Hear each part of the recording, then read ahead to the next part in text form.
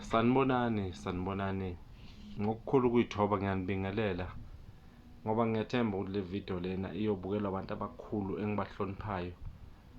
Ngenza le video nje ngenhlonipho nokudinga usizo engibuhlungu emoyeni wami. Igama lami-ke mina nguBhekithemba Ulukhele Sibongo.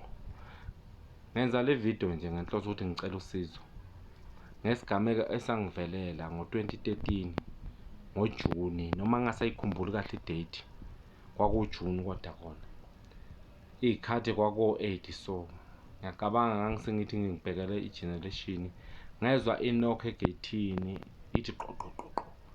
Uma ngabe ngithi ngibheka nge-window ngivula ikhethini ngibona abantu abaningi egeyithini.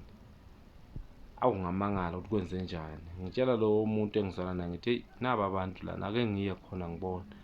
Uma ngifika lapha bathi ndoda, sifuna ubhuti wakho. Ubhuti wakho la ugangile emsebenzini, so singamaphoyisa thina, sifuna ukukhuluma nogogo. Awu nabasho kanjalo, okay, mina vele ngiyazi angingeni ndawo, mina angazi lutho.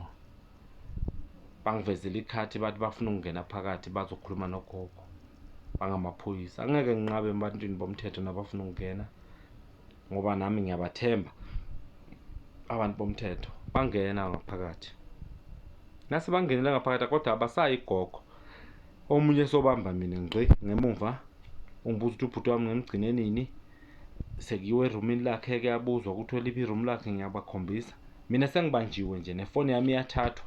Angisazi-ke manje ukuthi sekwenzakalani-ke manje, kodwa labantu bangena ukuthi bathi bangamaphoyisa. Angiqabanga ukuthi ngale ndlela ngangibathemba khona bathi bangamaphoyisa, ukuthi amaphoyisa angangenza kanje. Ngaba buhlungu kakhulu emoyeni wami.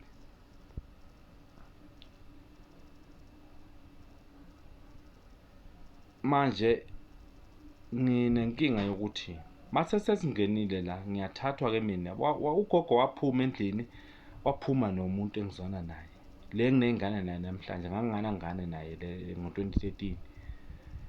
Ngathathwa phambi kwabo, babhekile, ngithathiwe ngibanjwe la ngemuva la. Ngathi mina seyimi isigebengu manje, sengigangile.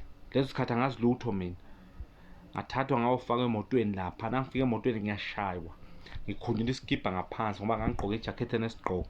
Siyadatshulwa lesikhipha, ngivalwa ngaso ubuso, ngifaswa ngama-cable tie mina. Kodwa bangene bathini, bathi bafuna ukukhuluma nogogo. Azange basakwenza lokho. Bathi bogogo nomuntu wami, hhayi, uyobhala istatement e-police station uyabuya. Ifoni yami yathathwa. Nasihambana endleleni bafonela ubhuti wami, bathi ndoda, khuluma nobhuti wakho. Yebo, ngiyakhuluma naye bhuti. Bathi mtshele ukuthi impilo yakhe isezandleni zakhe. Nangempela ngisho kanjalo.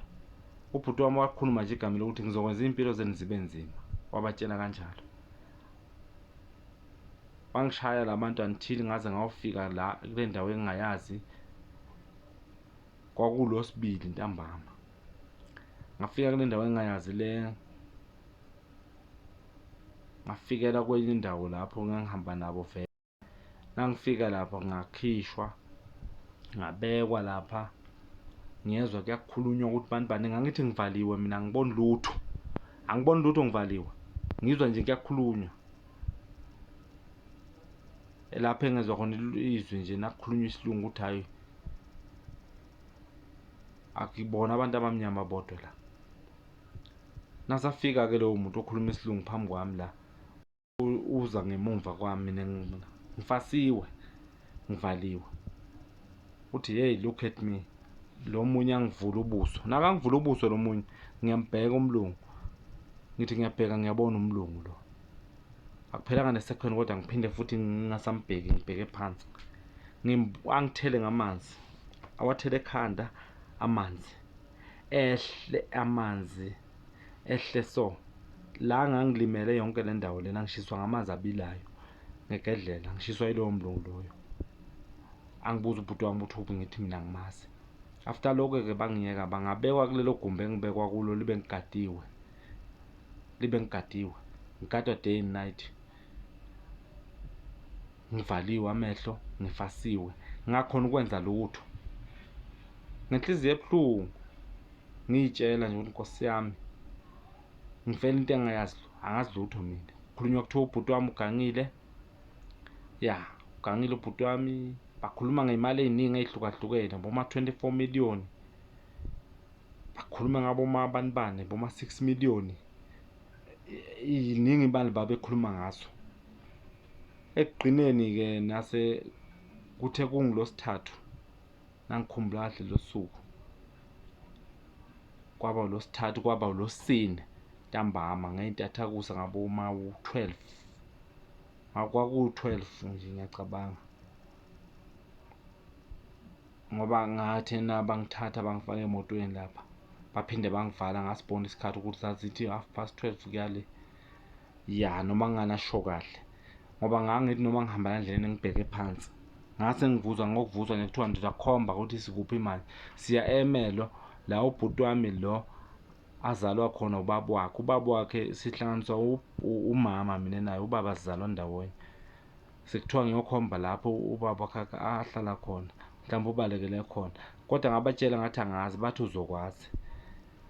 Nasihamba sifika le Ermelo,